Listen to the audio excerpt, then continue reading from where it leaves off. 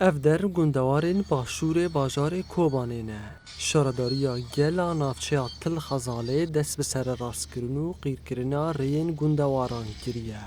اکیبو آلاون شارداری نهال گند بیرا رمه بقاسی 2 کیلومتریان رین گند غیر دکن و داویه لآزارین ولاتیان انخرابون ریان تینن.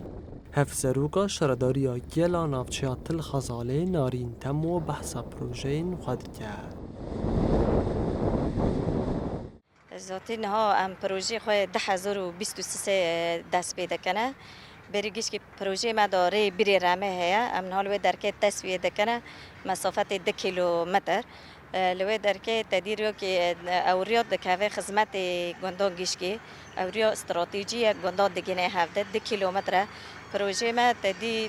ریاض زفته بو حجر مکسر پیشی و داد تصویه بکن و جاهز بکن زفته را نهال و درکه ام شغلنا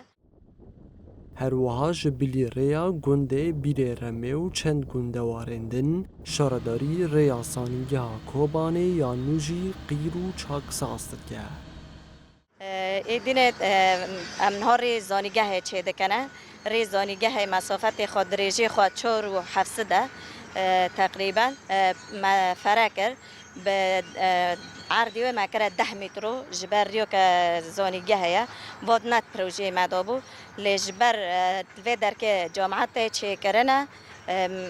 ما چی کر وریو دکوه خدمتی پرگندا ام بیش جری حالت دکوه خدمتی گنده ایدقه تید کوه گنده مزر صوفیان و گنده مخاراج شاردارین باکور و روشلات سوریه نبتنرین باجاران لبلیج بو پاراستن و گشکرنا جیانا لگند و نافچیان دخبته و دبودجین خدا هر دم گیرنگیه که تایبت ددوان.